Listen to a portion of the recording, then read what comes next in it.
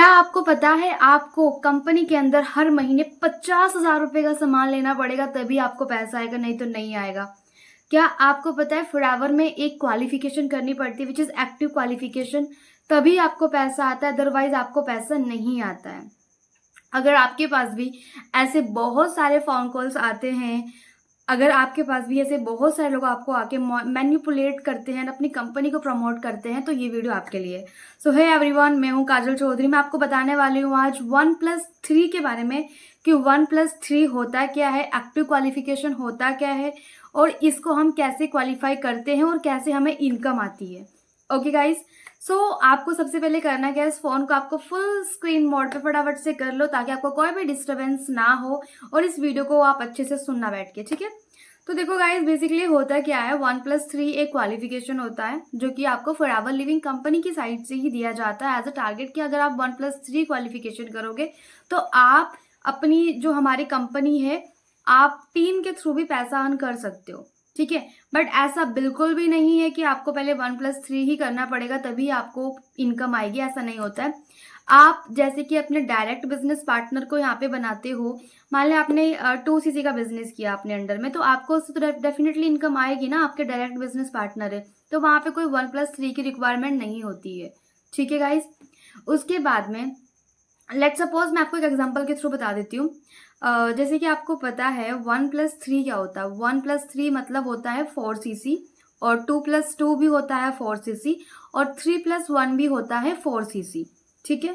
तो forever company आपको ये बोलती है, अगर आपको पैसिव इनकम चाहिए होती है तो आपको कंपनी ये बोलती है कि आप 1+3 करो, आप अपनी टीम की 3rd 4th 5th 6th generation से पैसा अर्न कर सकते हो, ठीक है। मतलब कोई भी जनरेशन आपको वहां से पैसा आएगा।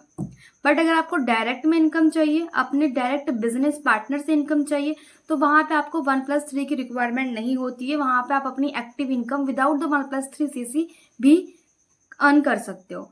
ये पॉइंट आपको समझ में आ गया।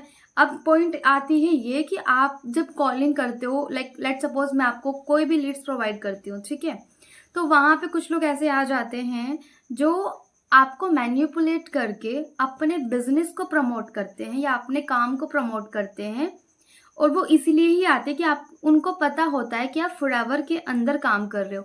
उनका बेसिकली एक पिचिंग होता है कि अच्छा आप फॉरएवर में काम करते हो, मैंने भी फॉरएवर के अंदर काम किया था और मैंने फॉरएवर के अंदर काम करके छोड़ दिया जस्ट बिकॉज ऑफ मुझे वहाँ पे 1+3 सीसी करना पड़ता था और मुझे पैसिव इनकम नहीं आती थी।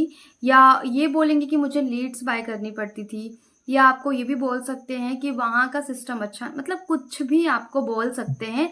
लाइक आपको स्टोरी टेलिंग के थ्रू बताएंगे, क्योंकि वो जो उनकी स्टोरी होती है वो बनी बनाई स्टोरी होती है, स्टोरी फॉर्मेट में वो आपको बना के देते हैं। हालांकि उनको फॉरएवर के बारे में कुछ पता भी नहीं होता है। उनके जो अप्लायंस वगैरह होते हैं वो उनको सिखाते कि आपको ऐसा बोलना है।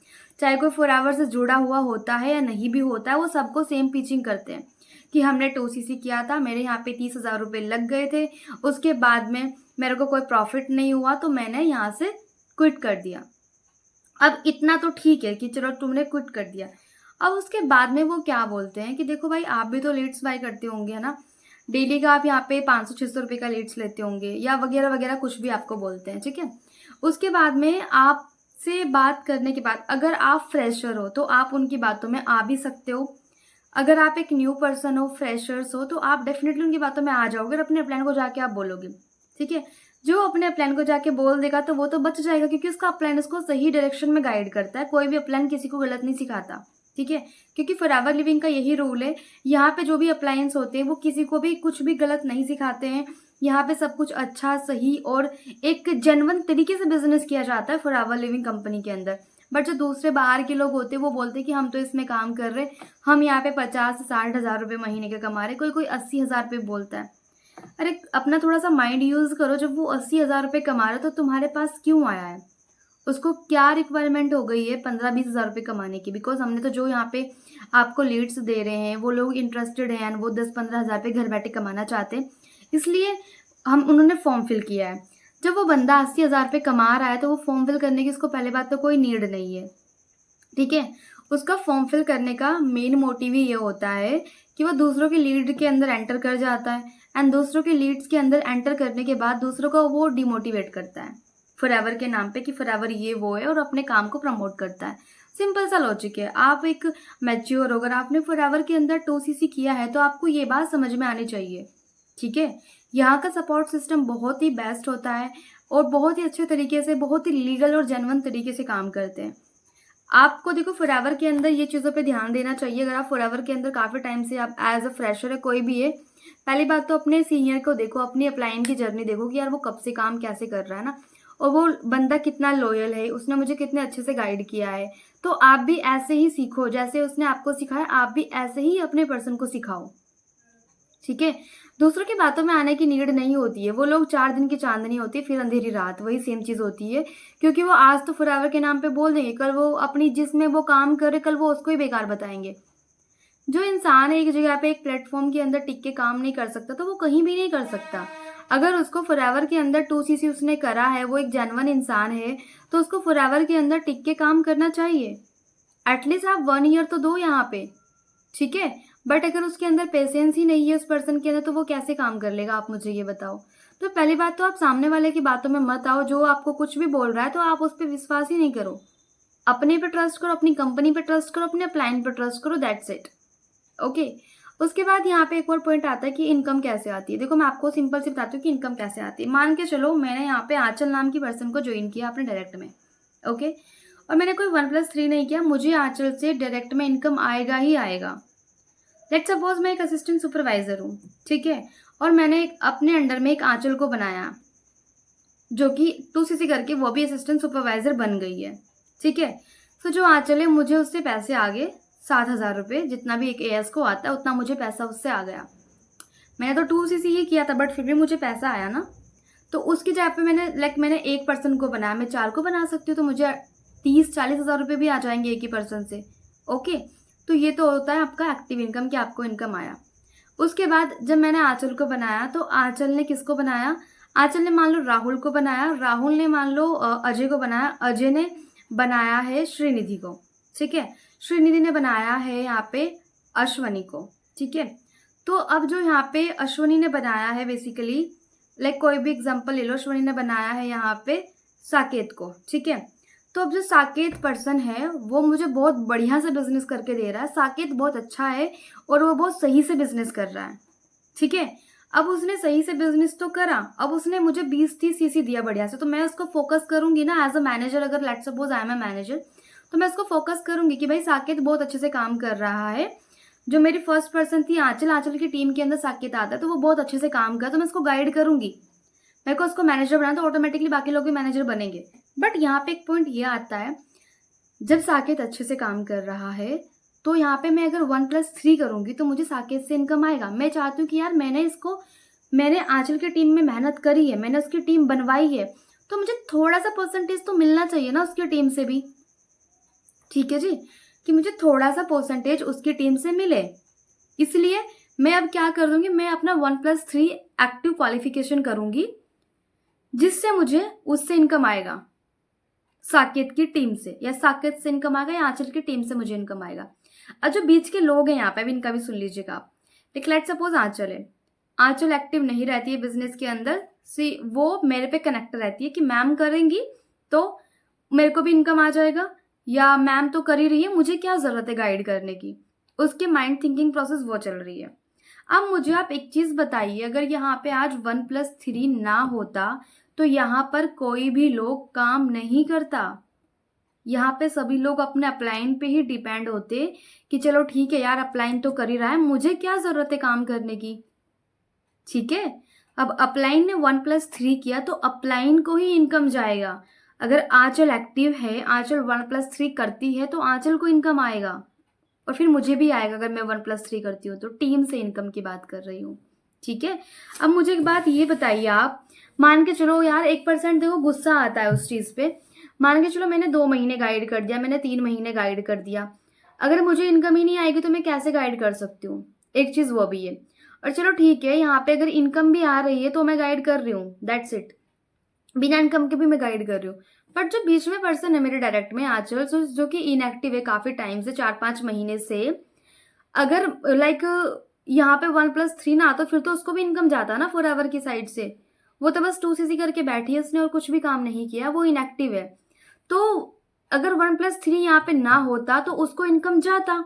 अब मेरा थिंकिंग प्रोसेस ये भी हो सकता है कि यार ये तो काम ही नहीं कर रही, इसको इनकम क्यों जा रहा है। समझ में आ रही है बात। जब ये लड़की काम नहीं कर रही है तो उसको इनकम जाने का कोई भी राइट्स नहीं है, कोई भी अधिकार नहीं है। तो फॉरएवर ने जो भी मार्केटिंग प्लान बनाया है ना, बहुत ही सोच समझ के बनाया है। उसको आके जो मुंह फाड़ के बोल देते हैं ना 1+3 2+2 3+1 करना पड़ता है, उनको बस बोलना पड़ता है, उनको कुछ भी नहीं पता आगे पीछे होता क्या है। वो बस बोल रहे हैं कि लाइक ऐसा होता है वैसा होता है, इधर कर लो उधर कर लो, बस वो ऐसे ही भागते फिरेंगे, उनको वो कुछ नहीं करना है। ठीक है जी। सो गेटिंग माई पॉइंट, 1+3 किया तब मुझे साकेत की या आंचल की टीम से इनकम आया। अगर आंचल एक्टिव है तो वो उस चीज की हकदार है कि वो भी कर लेगी। इसलिए बोला जाता है कि फॉरएवर के अंदर अपलाइन से आगे डाउनलाइन निकल सकता है। कैसे निकल सकता है? वो मान लो आंचल की टीम से साकेत था, अब साकेत ने 1+3 करा तो वो उससे आगे निकल जाएगा ना, ऑफकोर्स सी बात है। साकेत एक टाइम पे मैनेजर भी बन जाएगा, बट अगर आंचल यहाँ पे इनएक्टिव है, उसने 1+3 नहीं किया है, तो वो मैनेजर की हकदार नहीं है, वो अनरिकॉग्नाइज्ड मैनेजर बनेगी क्योंकि उसको हक ही नहीं है किसी भी चीज का। अब यहाँ पे एक और पॉइंट आप लेके चल लो। आंचल ने बना दिया मान लो राहुल को, राहुल ने साकेत वगैरह को इनको बनाया, तो आंचल तो बना के 2cc करके इनएक्टिव हो गई। ओके, अब राहुल साकेत इन सब लोगों ने मेहनत करी, ये बन गई सुपरवाइजर। अब इसके बाद क्या होता है, ये सुपरवाइजर बन गई। अब आंचल को पता चलेगा यार मेरी आईडी में सुपरवाइजर लिखा हुआ आ गया, तो आंचल क्या बोल रही है कि यार मेरा भी सुपरवाइजर हो गया, और मान के चलो वो कहीं और पे काम कर रही है, वो यहाँ पे काम नहीं कर रही है, तो वो दूसरे लोगों को ये बोल सकती है कि मेरा सुपरवाइजर हो गया था और मैंने छोड़ दिया। और हम जैसे लोग, आप जैसे लोग क्या सोचेंगे, यार ये सुपरवाइजर पे छोड़ दिया है, कैसी लड़की है, पता ही नहीं है ना पीछे की मेहनत क्या करी है उसने। जब पता ही नहीं है तो वो चीजें आपको भी समझ में आनी चाहिए कि यार ये पर्सन कैसा है, इसने कितनी मेहनत करी, कितना कहाँ करके क्या छोड़ा है इसने। आपकी आईडी पे लिखा हुआ आ जाएगा you are a supervisor, you are a manager, you are assistant manager, ये भी लिखा हुआ आ जाएगा, बट वो अनरिकॉग्नाइज्ड होता है, उसमें पैसे वैसे नहीं आएंगे। जब वो काम ही नहीं करेगा तो पैसे कैसे आ जाएंगे? जब वो 1+3cc ही नहीं करेगा तो पैसे नहीं आएंगे। समझ में आ रही है बात? और 1+3 सुन लीजिए, 1+3 है क्या बेसिकली।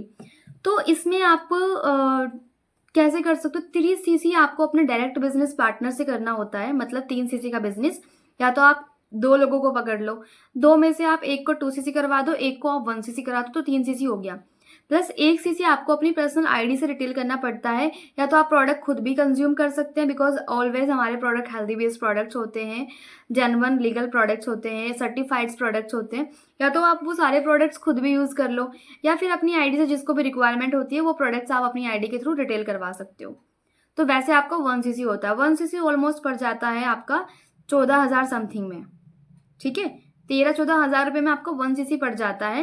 और मान के चलो अगर आपको आपकी टीम से 50,000 रुपये की इनकम आ रही है as an a supervisor level, तो आप अगर 14,000 रुपये वहाँ पे लगा भी रहे हो, फिर भी आपको यहाँ पे आराम से 30-35 हज़ार रुपये बचता है।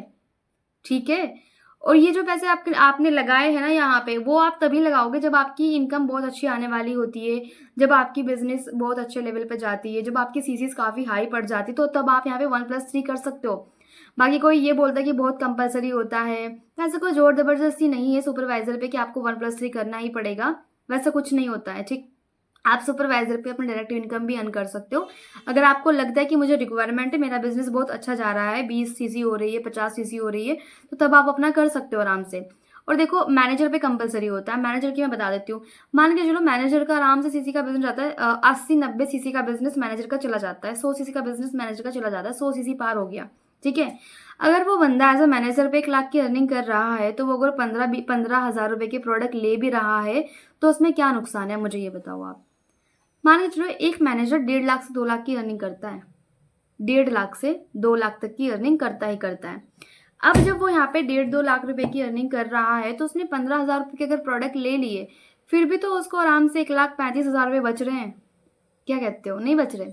डेफिनेटली बच रहे हैं ना। और मैनेजर पे कंपलसरी माना जाता है बेसिकली 1+3cc।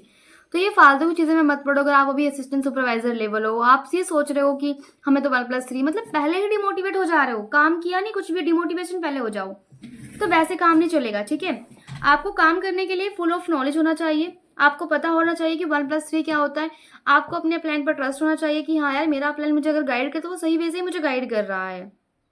ओके, डोंट जज the any person, don't over thinking. अगर कोई पर्सन ये बोल रहा है कि मैनेजर बन के मैंने छोड़ दिया, तो मैंने इसका प्रोसेस आपको सीधा सीधा बताया है अभी कि उसका क्या प्रोसेस हो सकता है, ठीक है। जो मैंने बताया अभी उसका क्या प्रोसेस हो सकता है वो भी मैंने आपको क्लियर कर ही दिया है, अंडरस्टूड। तो इतना ओवर थिंकिंग करने की नीड नहीं होती है। अगर आपको लेवल्स निकालना है, आपने काम करना है, तो आप अच्छे तरीके से काम करिए, लीगल तरीके से काम करिए। आपको कोई भी आके यहाँ पे डिमोटिवेट नहीं कर सकता है, कोई भी आपको यहाँ पे आके मैनिपुलेट नहीं कर सकता अगर आप अच्छे तरीके से काम कर रहे हैं एंड आपको सबसे पहले अपने ऊपर ट्रस्ट है, ठीक है। So no one you demotivate and manipulate. सामने वाले को इतनी अच्छे से बात करो ताकि आप उसकी बातों को समझ पाओ कि वो बातों बातों में बोलता क्या है। क्योंकि आई कैन अंडरस्टैंड कि आपको यहाँ पे इनविटेशन कॉलिंग करना पड़ता है, इनविटेशन कॉलिंग करने के साथ में ना बहुत से लोगों को आपको फेस करना पड़ता है। वो चीज़ें मुझे पता है, बिकॉज वो चीज़ें मैं कर चुकी हूँ, मैं करती भी हूँ, ठीक है। तो कर करके इतने मैच्योर बने हैं कि आप अब सामने वाले को वो चीज़ों का जवाब दे सको और आप उस जो आपके साथ में ऑब्जेक्शन आता है उसको आप अच्छी तरीके से हैंडल कर सको। तो गाइज आई होप आपको इतना तो समझ में आ गया होगा कि 1+3 क्या होता है, क्यों कंपलसरी होता है, किस लेवल पे कंपलसरी होता है, कैसे करना होता है, कैसे पैसिव इनकम आती है, ठीक है। ये सारी चीज़ें मैंने आपको क्लियर कर दी हैं। तो अब से ना कंफ्यूज होने की ज़रूरत नहीं है कि यार क्या होगा कैसे होगा, ठीक है। जो भी आपको बोलेगा तो उसको बस हाँ जी ओके ओके करके आप फ़ोन कट कर सकते हो, वहाँ पर भी आपको आर्ग्यूमेंट करने की ज़रूरत नहीं है, ओके। क्योंकि सामने वाले लोगों का काम होता है अपने बिजनेस को प्रमोट करना। आपने तो उसको अपने बिजनेस देने के लिए कॉल किया था, बट अगर वो बंदा कहीं और पे काम करे इसमें आपकी कोई गलती नहीं है, वो गलत तरीके से फॉर्म फिल कर रहा है। अब खुद ही सोच लो उसके पास लीड जनरेट करने का भी पैसा नहीं है, तभी तो वो दूसरों के लीड में घुस के बात कर रहा है ना। खुद ही ये चीज़ आपको समझने की नीड है। बाकी अगर आपको वीडियो बहुत अच्छी लगी हो तो चैनल को डेफिनेटली सब्सक्राइब करके जाना, लाइक करना, कमेंट करना और ये वीडियो अपनी टीम को डेफिनेटली शेयर करना, क्योंकि इस वीडियो के अंदर मैंने आपको काफ़ी सारी चीज़ों का निचोड़ एक ही जगह पे बताया। आपको ऐसी वीडियो कहीं मिलने वाली नहीं है यूट्यूब पे किसी प्लेटफॉर्म के अंदर। बाकी इस वीडियो को फटाफट से अपनी टीम के अंदर शेयर करो एंड जो भी आपको जहाँ भी कन्फ्यूज़न है या नेक्स्ट टॉपिक आपको जिस भी टॉपिक पे चाहिए नेक्स्ट आप मुझे बता देना कमेंट के अंदर, आपको हर चीज़ें मिल जाएगी, ठीक है। बाकी all the best guys, bye bye, take care.